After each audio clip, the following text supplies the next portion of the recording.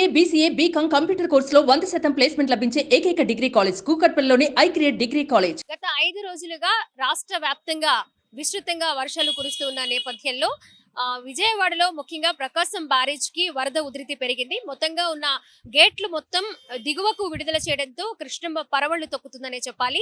మరి కృష్ణమ్మ అందాలు చూసేందుకు పర్యాటకుల సంఖ్య కూడా భారీగా పెరగడం ప్రస్తుతం కనిపిస్తూ ఉంది. అలాగే భద్రత విషయంలో కూడా అధికారులు కొంచెం ఏర్పాట్లు అయితే కట్టుదిట్టం చేస్తున్న పరిస్థితి ప్రస్తుతం చూస్తుంది. మనం చూసుకోవచ్చు బ్యారేజ్ అంతటా కూడా వారి వారి ఫ్యామిలీస్ తో ఎక్కువగా ఇక్కడ ప్రకాశం బ్యారేజ్ కి రావడం, అలాగే వరద పరవళ్లు తొక్కుతూ దాని అందాలు వీక్షించేందుకు చాలా మంది ఇక్కడికి రావడం మనం చూస్తూ ఉన్నాము. ఎక్కువగా మహిళలు, చిన్నపిల్లలు కూడా బ్యారేజ్ మీద కొంత టైం స్పెండ్ చేస్తుండడంతో కొంత భద్రత ఏర్పాట్లు కూడా పెంచారనే చెప్పాలి. మనం చూసుకోవచ్చు అక్కడ ఫ్యామిలీస్ తో ఉన్నారు కొంతమంది, వాళ్ళతో మాట్లాడే ప్రయత్నం చేద్దాము.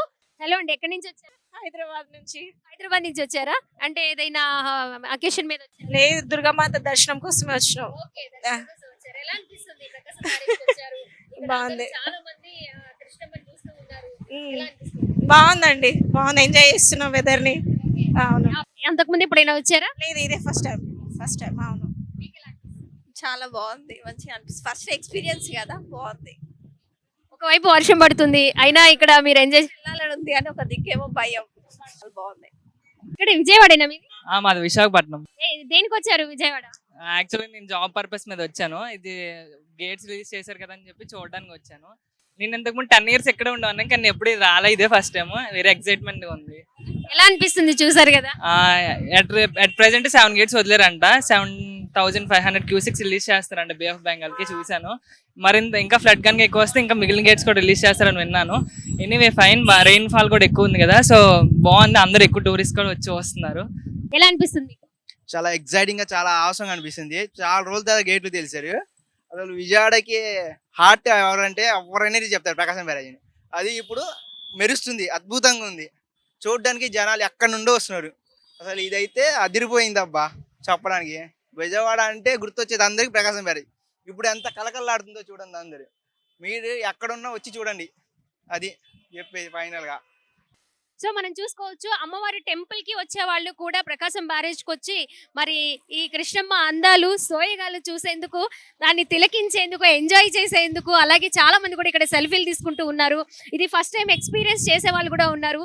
చాలా సంతోషాన్ని వ్యక్తం చేస్తూ ఉన్నారు ఇక్కడికి వచ్చి. మొత్తంగా చాలా రోజుల తర్వాత ఒక్కసారిగా 7 గేట్లు ఎత్తేసరికి నిజంగా వరద నీరు ఎగువ నుంచి దిగువకు వస్తుంది. చాలా మంది వారి మొబైల్స్ లో బంధిస్తూ ఉన్నారు. అలాగే వారి స్టేటస్లుగా పెట్టుకుంటూ ఉన్న ప్రస్తుత పరిస్థితిని కూడా మనం చూస్తున్నాం. ఇంకొంతమందితో మాట్లాడే ప్రయత్నం చేద్దాం. ఒకసారిగా చూడండి, ఎక్కడ ఖాళీ లేదు. ఎక్కడి నుంచో చాలా సందడిగా వాతావరణం కనిపిస్తూ ఉంది బ్యారేజ్ దగ్గర.